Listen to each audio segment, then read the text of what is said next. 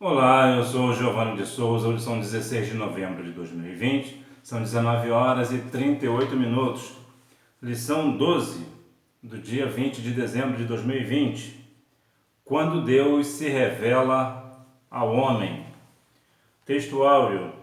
Então o Senhor respondeu a Jó desde a tempestade. Jó capítulo 40, versículo 6. Verdade prática. Mesmo transcendente e distinto de sua criação, Deus se revela ao homem mortal. Vemos que Deus é o Criador, Ele é superior a nós, é superior a toda a criação e mesmo assim Ele quer manter uma relação de intimidade conosco. O Senhor é um Deus de amor e, portanto, Ele quer que a sua criatura principal, que é o homem, né, a obra-prima de Deus, né, o homem é a obra-prima de Deus, é o que mais importante Ele criou. Deus deseja que tenhamos intimidade com Ele. Introdução. Nesta lição vamos estudar como Deus se revelou a Jó e dialogou com o patriarca. Esse episódio marca o ápice do livro de Jó, pois mostra a quebra do silêncio divino.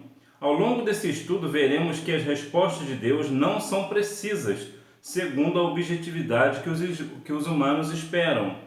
Jó, portanto, é desafiado a comparar sua habilidade e sabedoria com as divinas e a responder quem de fato age com justiça no mundo. Jó é o homem que mais sofreu no Antigo Testamento.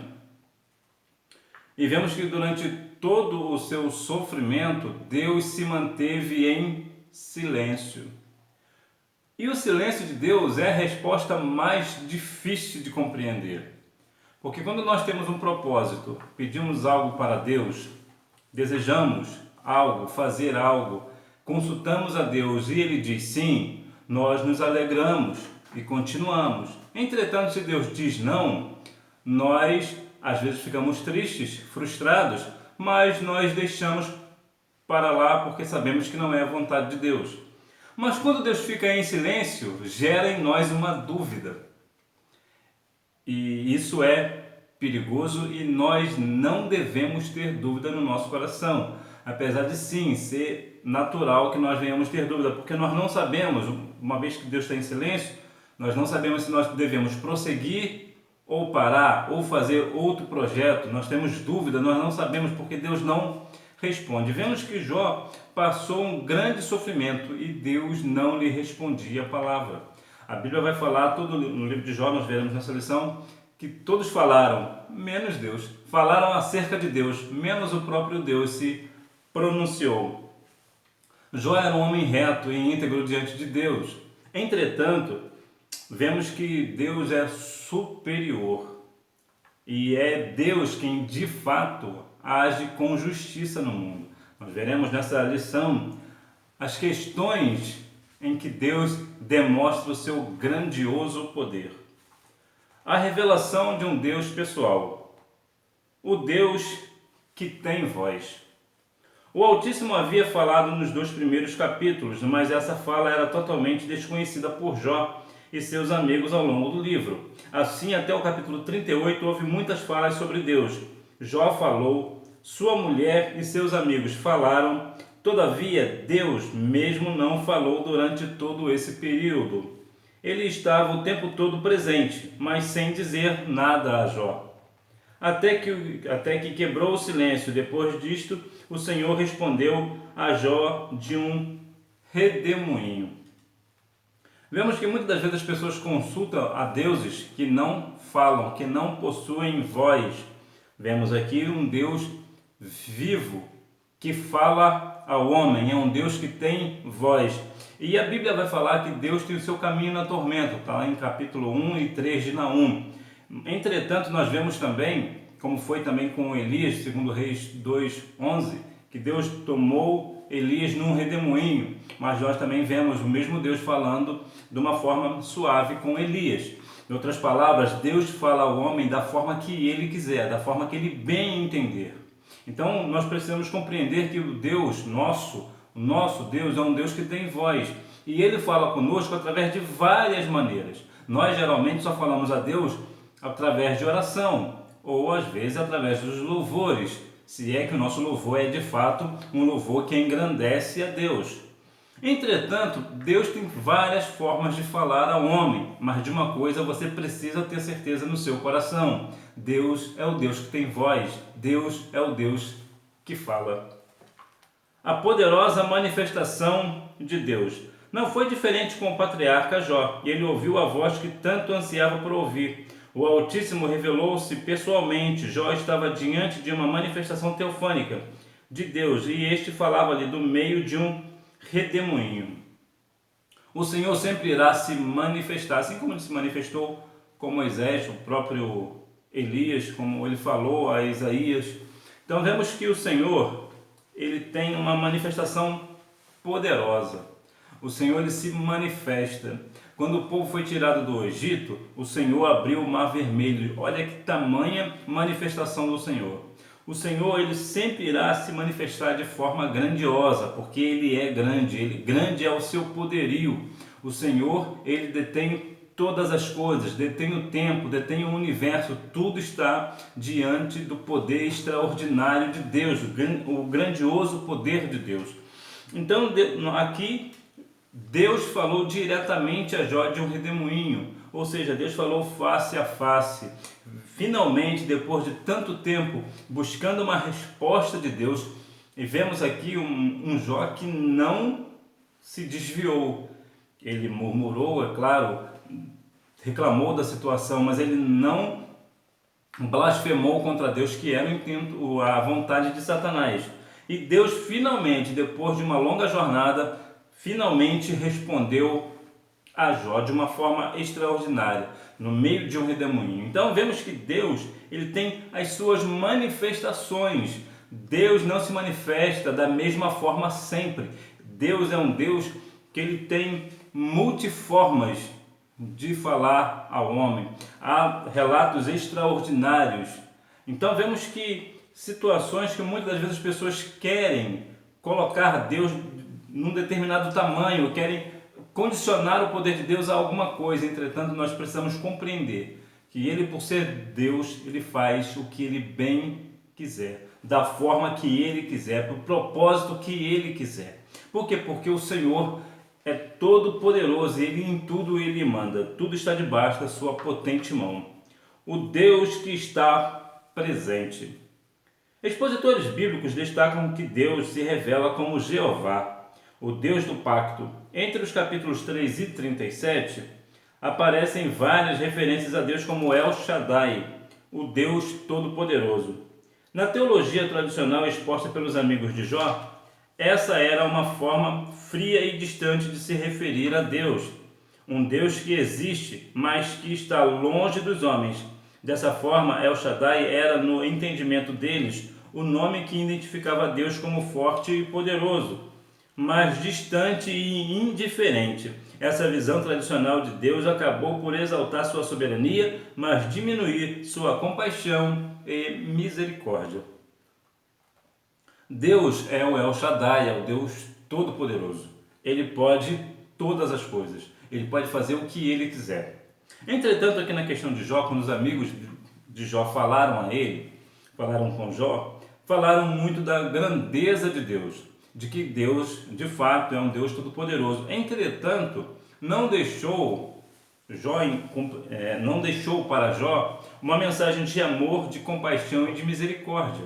Aí parece aqui da ideia de que Deus é apenas um Deus todo-poderoso e ponto. É um Deus que não tem amor, é um Deus que não tem compaixão, o que não é bíblico. Porque a Bíblia diz que em João 3,16 que Deus amou o mundo de tal maneira que deu seu único Filho para que todo aquele que nele crê não pereça, mas tenha a vida eterna. Ou seja, Deus amou o mundo de tal maneira, é uma maneira que ninguém consegue compreender, ninguém entende como é esta forma. Por isso que nós vemos um Deus que transforma uma pessoa que outrora fazia todos os tipos de atrocidades, agora uma pessoa salva na pessoa de Cristo. Por quê? Porque de fato ele é um Deus todo-poderoso, é um Deus que pode todas as coisas. Entretanto, apesar de Deus ser um Deus todo-poderoso, Deus também é um Deus de amor, de compaixão e de misericórdia. Muitas das vezes nós deixamos claro, até mesmo nos dias atuais, que Deus tudo pode, que Deus vai se vingar, porque do Senhor é a vingança vem do Senhor. Mas nós, isso geralmente nós falamos muito a respeito de pessoas que profanam o nome de Deus, que afrontam a Deus. Nós dizemos que Deus é um todo-poderoso e pode se vingar. Sim, Deus pode se vingar dessa pessoa. Entretanto, nós raramente falamos também que o Deus que também é um Deus de amor e de misericórdia. E nós falhamos, porque na verdade nós sabemos que Deus é um Deus todo-poderoso, mas Deus também é um Deus de amor. Foi o amor de Deus quem nos alcançou. E nós precisamos e devemos levar esse amor, pregar esse amor a todos, inclusive aqueles que profanam o nome de Deus. Síntese do tópico 1. Deus se revela ao homem e se mostra presente diante da angústia. Salmos 46:1 vai dizer que Deus é um Deus presente na hora da angústia. Então, sim, Deus é um Deus que se manifesta ao homem, apesar de ser um Deus grandioso, e sempre na hora da angústia, Deus é o nosso amigo. A revelação de um Deus sábio.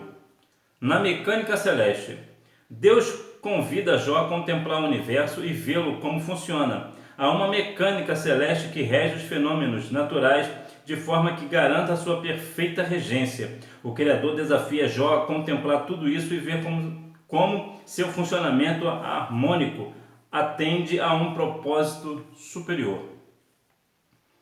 Eu não sei se você às vezes já se deu conta, já se perguntou como o mundo funciona, como as coisas são coordenadas de uma forma extraordinariamente perfeita.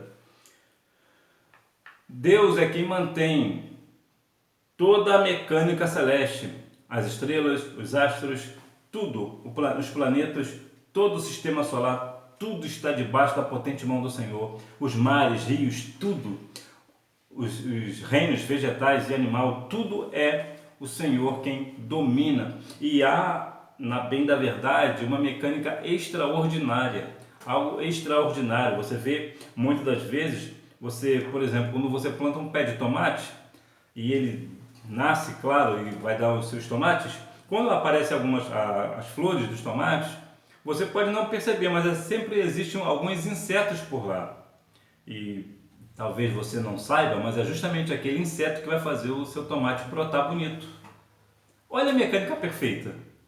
É a questão das coisas que Deus cria, até nas pequenas coisas Deus é grande.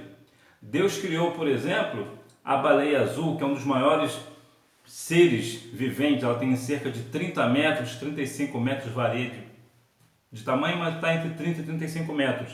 Há alguns animais, alguns seres maiores do que a baleia azul. Mas você vê, o mesmo Deus que criou a baleia azul, que tem mais de 30 metros de comprimento, também criou o ácaro, que é invisível a olho nu. Então vemos que é um Deus grandioso até nas pequenas coisas. E Deus mostrou isso a Jó, essa mecânica para Jó.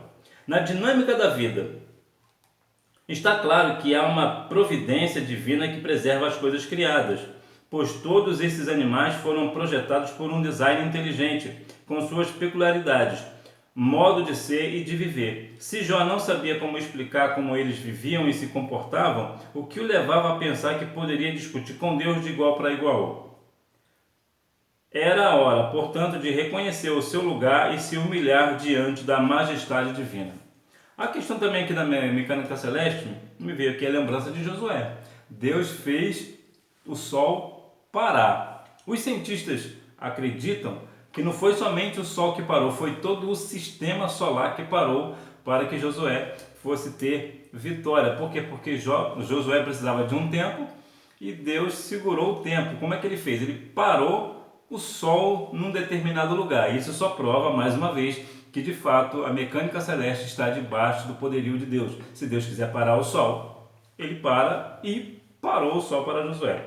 Então vemos aqui na questão da mecânica da vida que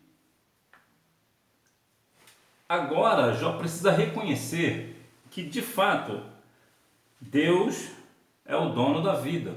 Deus faz descer a sepultura, mas também faz subir da sepultura.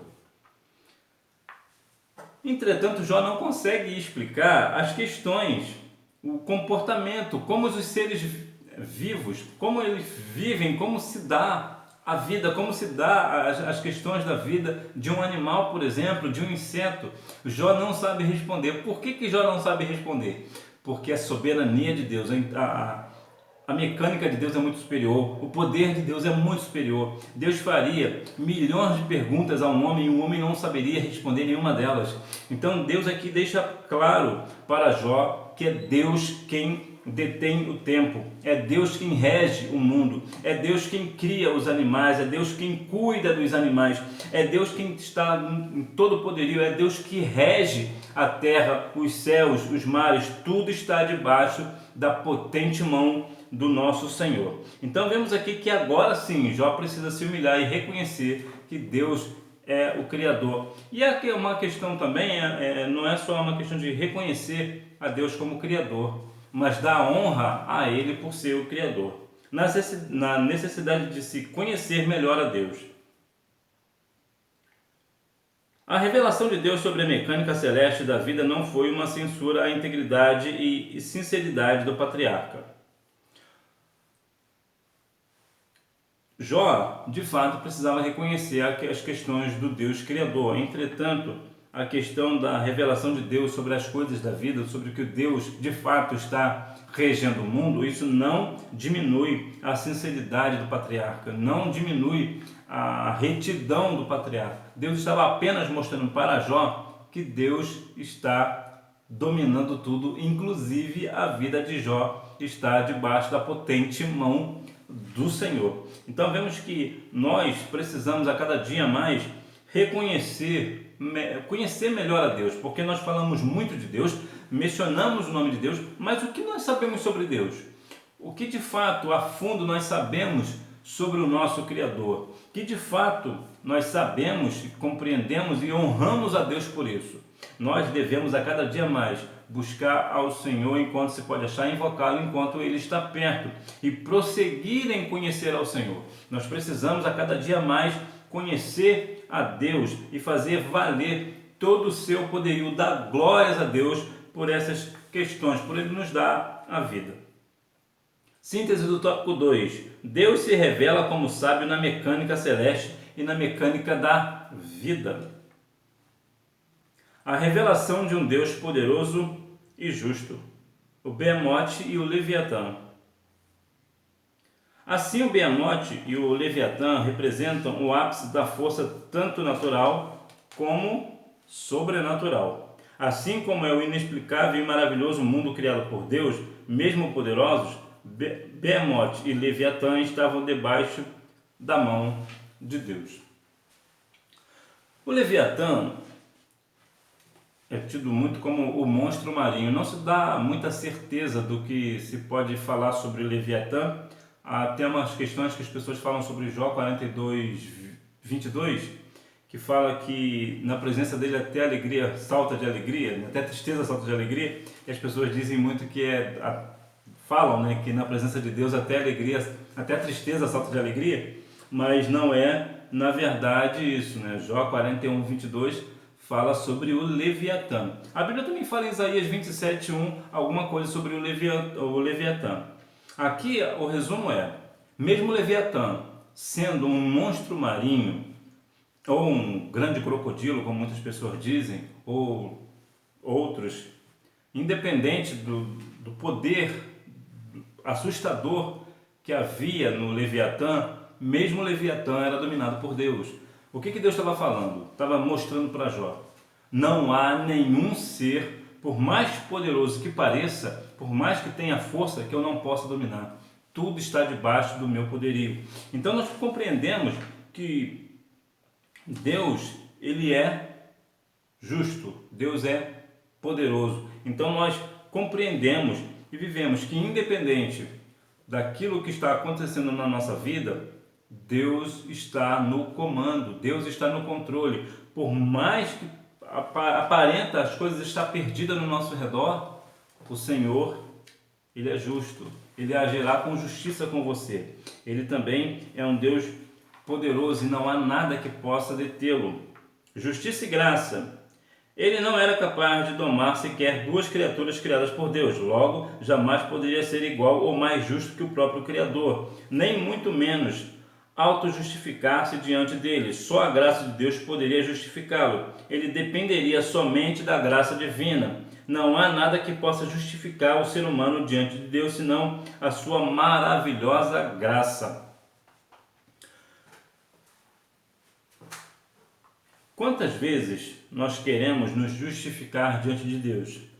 Assim como Ezequias, há uma questão interessante a falar, que quando Deus usou Isaías para falar a Ezequias que ele morreria, Ezequias virou-se para a parede e falou ao Senhor, se justificou diante de Deus. Deus certamente viu e agiu com justiça que de fato tudo que Ezequias falou era verdade. Então Deus acrescentou mais 15 anos na vida de Ezequias. Veja, o Senhor, ele é justo, ele fará justiça. E vemos que todos nós somos salvos pela maravilhosa graça de Deus. Nós somos alcançados somente pela graça, somos salvos pela graça, isso não vem de nós, é dom de Deus.